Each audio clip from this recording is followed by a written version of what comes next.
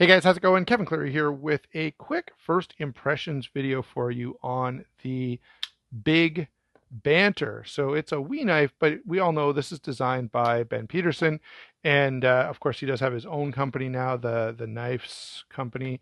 Haven't had anything from there yet, but we'll get to that in a second. Before we do, just quickly show you what's all in the box. Typical wee pouch, some stickers and stuff like that.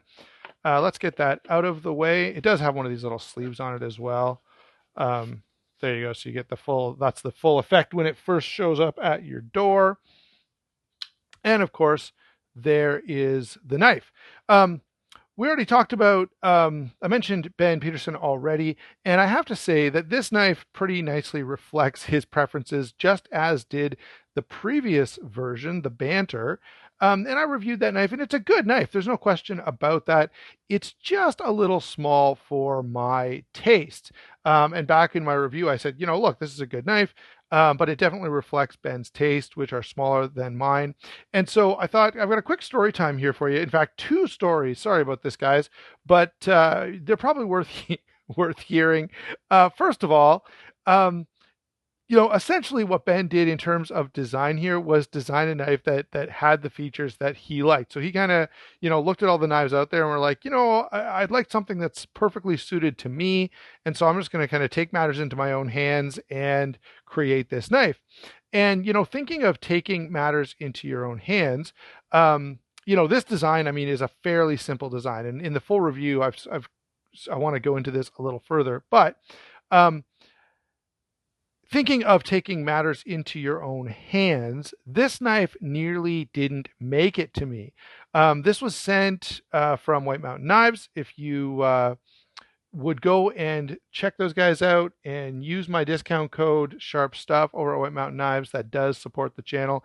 If you'll check the links in the description box, you'll also find affiliate codes there, one for DLT and another one for Blade Ops, which is recently added. So please go ahead, check those out, use those links, and use the Amazon links as well. I primarily throw those in there for some of the watches that I've been doing recently, since there's not that many knives on, or I don't find Amazon the best place to buy knives. So moving on, let's get to the story. So I order this from White Mountain Knives. It's taking a really long time, like longer than normal. And usually if you're ordering a folding knife from the US and it's taken a long time, that means you've had problems with Canadian customs, who are absolutely insane. I've made tons of videos about this. The system that they have is completely nonsensical, where you have different import restrictions versus what's actually in the Criminal Code of Canada. So it's complete mess, complete injustice. But nonetheless, back to my story. So I send down an email to Justin at White Mountain Knives to get the tracking info. I track the knife, and it shows that the knife is in Mount Forest, which is, a town, between 45 minutes and an hour from me, I guess. And that they keep attempting to deliver it in Mount Forest, which is not, of course, where I live. So how they were going to deliver it is kind of a mystery to me. And clearly it was a mystery to them as well, because what kept happening was they'd send it out for delivery. It would say rerouted to proper address, and they'd send it out again, and it would say rerouted to proper address. And, in the tracking history, I can see this happening over and over again. I think I checked on the knife around the 27th or 28th of the month of March. And this had been happening every day since the 23rd. So, I don't want to disparage the intelligence of anyone involved, but at some point, after like the sixth time, you'd think someone would figure it out. But I found out why. So I called my local post office. I asked them what the story was. They called and actually gave me the number for the Mount Forest post office. They called and I called. We both got the same story. Like, yeah, we got this package. We keep trying to forward it on to you, but it just keeps coming back to this post office and we don't know why. And so what they would do is just, oh, it came back. Well, let's send it out again. And it came back again. Well, let's do the exact same thing we did yesterday and the day before and the day before that, which didn't work any of those times, but for some reason it's going to work this time. Anyway, finally I called customer service for Canada Post, and I get, cycled through it's really, really daunting to get to an actual human being. I finally get a human being. I get that human being supervisor, And the supervisor's like, look, I'll I will contact that post office and tell them to forward it to Meaford. At which point I go, well, they've done that for like 5 or 6 days now. And you may have noticed it's still not in Meaford. And so she's like, well, if that's not working, the only other thing I can think of is return to sender. And I'm like, you couldn't think of telling the person who's driving the delivery vehicle with all these packages, hey, I've got this package that keeps getting turned back. Don't bring it back this time. Take it to Meaford and drop it off there. But heaven forbid two humans could actually talk to each other. So I say to her, whoa, whoa, whoa, don't return to sender. That will not work. Knowing this is from the US, all I could think of is now I've got the same knife trying to get through customs twice. It already made it once. Let's not run the gauntlet again. So finally, I took matters into my own hands and said, leave the knife there. Don't touch it. Just put it on the counter behind you. And I will drive down and pick it up, which is exactly what I had to do. So this knife was a unique pickup in that I had to drive to another town about an hour away from me to actually get my hands on this. All right, so sorry about that long story, guys. I hope you found it at least mildly entertaining, because the first impression video part is going to take me like 3 or 4 minutes, and the story part is, we're like 6 minutes in. But nonetheless, we have this larger version of the Banter. This is much more in my wheelhouse. We have, what I would consider a full size, a proper sized knife.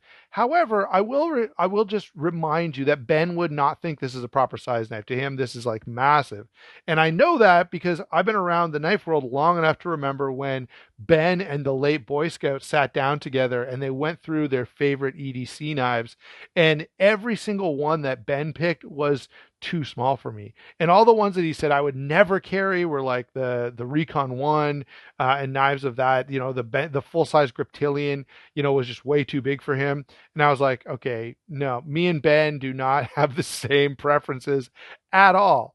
Okay, so what have we got going on here? Well, like the original Banter, we've got a good quality we-built knife. Okay, starting with 20 CV for this drop point flat ground blade. Mine happens to be the one with the black coating. They don't all have that. You can get a few different color variations. I feel like they should have done. Now that I have to make this comment. The Banter, sort of the really famous version, was blue G10, and I feel like they missed the boat not carrying over the blue G10 into this, because I've not seen that as a possible option. There is a nice green micarta version. There's this one. I think there's one other color, like a reddish one or something. Anyway, doesn't matter. We've got this black washed blade, 20 CV steel, nice and thin behind the edge, nice bright blue thumb stud, which actually feels really, really comfortable. This is a really well done thumb stud, which, is a small detail that people don't always think about, but this is comfortable. All right, moving over to the handle. This is a liner lock. We've got nicely nested and milled liners. We have, of course, a nice solid lock with a good bit of spring tension to it, which I appreciate. Standoff construction, so it's fully open. G10 handle on this particular one, but you can do a micarta handle, as I was just saying.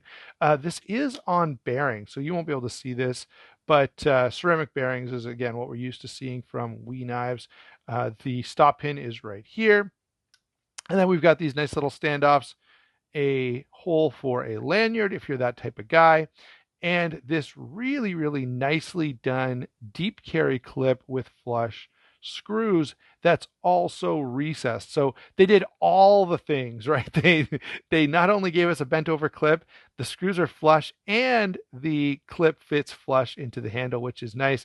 It does leave this little indentation on the other side, but that doesn't bother me at all. This doesn't bother me nearly as much as this sticking up a little bit. So that's really good. My first impression of this is pretty darn positive. The handle is grippy. I do like that finger choil. Perhaps it's a little too big. I'll grant that. I have heard some comments about this knife that people don't like the fact that there's not enough blade for the size. There's not enough cutting edge for the size of the blade. So while we're talking about that, let me give you those numbers.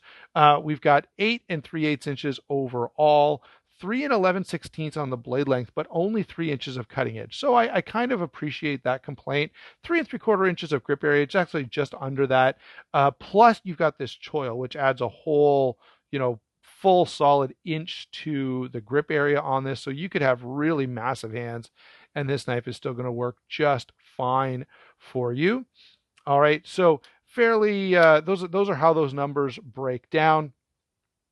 Pretty substantial knife. Now, I do want to disclose a bit of a bias that I have, and that is for choils. So some of my favorite and most recommended EDC knives would include the American Lawman, the Para 2, the Mannix, now maybe not exactly an EDC knife, but even the much loved 8010, one of my favorite knives in existence. Notice they all have this in common. All right. Now, I will accept the complaint that, this could be a little smaller. All right. Notice the finger choil on the Paramilitary 2 is more than sufficient for my fairly large hands. I have no issue with this whatsoever as a finger choil, but it's way smaller. There you go. So that's about all I'm going to say. This is just a first impression, but I did want to sort of interact a little bit with the most common complaint that I've heard about the Banter. Overall, what do I got to say about this knife? Look, it feels good in hand. It's got good materials. They're really well put together. Those materials are well put together, well thought out. I have no huge issue with this knife. In fact, I would say I kind of like it. And I said that about the Banter. I really like the design. It was just too small. So now we've got essentially the same design, just bigger. And, I really appreciate this knife. So that's my quick rundown with a long story on the Big Banter. Hope you enjoyed that video, guys. We will talk to you soon.